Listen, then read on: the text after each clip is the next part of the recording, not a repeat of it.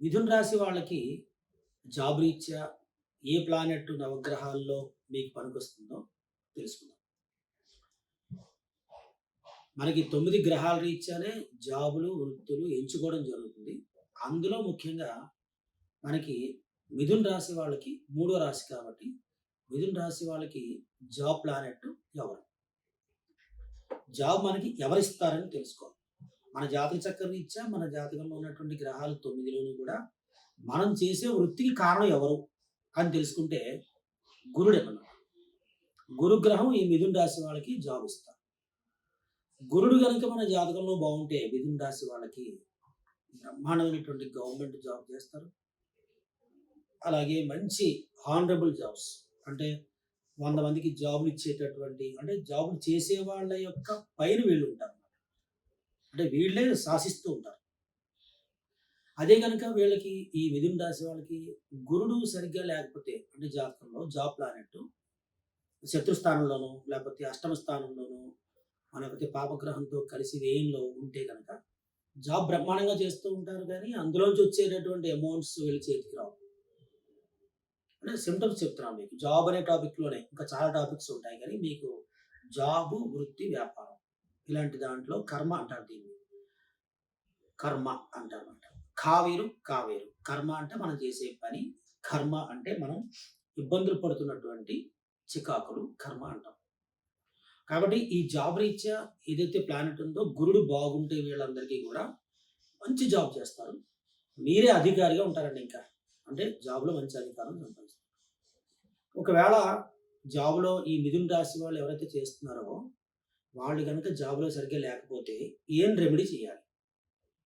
మిథున రాశి వాళ్ళు చదువుకున్న వాళ్ళు ఉంటారు, చదువు అయిపోతూ జాబ్ కావాల్సిన వాళ్ళు ఉంటారు.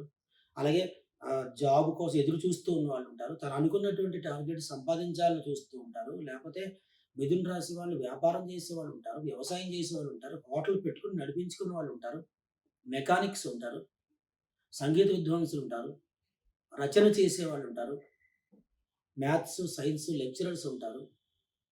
ఇలా ఏదైనా కానీ ఈ టెక్నికల్‌గా ఒక ఇమాజినేబుల్‌గా ఉండే జాబ్‌లు, మంచి అలంకారంగా ఉండే జాబులన్నీ కూడా ఈ బుధుడే ఇస్తాడనమాట.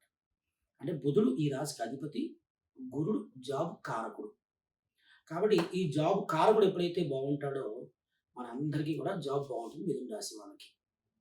అందుగురించి మీరు ఇటువంటి ఇబ్బందులు పడుతుంటే గురుగ్రహానికి పూజ చేసుకోవాలి. ప్రతి గురువారము గురుగ్రహానికి, అలాగే మళ్ళీ దాంతో పాటు ఈశ్వరుడికి అభిషేకం.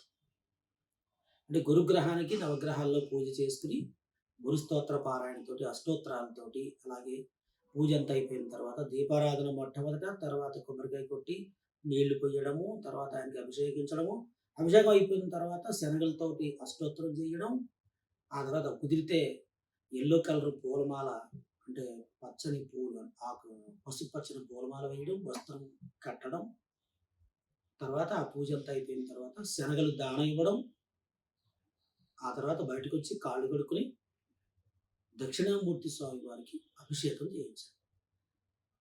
ఎప్పుడైతే దక్షిణామూర్తి స్వామి వారికి అభిషేకం చేస్తారో గురుగ్రహం యొక్క బలం మనలో ఉంటుందన్నమాట. గురువు అంటే ఏమిటి? గురుగ్రహము అంటే సాత్వికత ఇచ్చేటటువంటి గ్రహము, మంచి ఆలోచన ఇచ్చేటటువంటి గ్రహము. అలాగే గురుగ్రహం వల్ల మంచి మాట నోట్లోంచి వస్తుంది, సాత్వికంగా ఉంటుంది, అందరూ మనల్ని అపనందలు వేయకుండా ఉంటారు. మనం ఖచ్చితంగా జాబ్లో డెవలప్మెంట్ ఉంటుంది. జాబ్లో 1000 మంది ఉండొచ్చు, కానీ గుర్తించుకునే వాళ్ళు ఎవరు? మిమ్మల్ని యజమాని గుర్తించుకోవాలి. అటువంటి గుర్తింపు పొందాలంటే గురుగ్రహమే కారణం.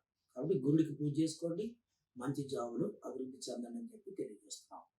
అలాగే ఈ గురుగ్రహం బాగున్న వాళ్ళందరూ కూడా పెద్ద పెద్ద సంస్థల్లో గెజిటెడ్ ఆఫీసర్లుగా ఉంటారు. పెద్ద పెద్ద ఆఫీసర్లుగా ఉంటారు. ఎందుకంటే ఈ గురుగ్రహం హానెస్టీ ఇస్తారన్నమాట, మంచి గౌరవాన్ని అన్ని ఇస్తాడు. అలాగే ఈ మిథున రాశి వాళ్ళకి ఈ గురుగ్రహం వల్ల ఏమవుతుందంటే మిథునము, కర్కాటకము, సింహము, కన్య, తుల, వృశ్చికం, ధనుస్సు. వివాహ కారకుడు కూడా ఈయనే వీళ్ళకి. ఎవరికి? మిథున రాశి వాళ్ళకి వివాహం అవ్వాలన్నా, వివాహం అయిన తర్వాత భార్యతోటి, భర్తతోటి చక్కగా ఉండాలన్నా, ఇద్దరు గొడవలు లేకుండా ఉండాలన్నా, ప్రేమించుకుంటూ ఉండాలన్నా కారణం గుడే కారణం. కాబట్టి వివాహం కాని వాళ్ళు, ఉద్యోగం చేసేవాళ్ళు, ఈ వివాహము, ఉద్యోగము అనే టాపిక్స్ రెండిటికి కారణం ఈ గురుగ్రహం కాబట్టి, గురుగ్రహ రెమెడీస్ చేసుకొని మాకు తెలియజేయండి. మన ఛానల్‌ని ఎక్స్‌ట్రీమ్ ఆధ్యాత్మిక ఛానల్‌ని మీరు సబ్స్క్రైబ్ చేయండి. అందరికీ తెలియచెప్పండి. జాతక వివరాల గురించి సంప్రదించండి.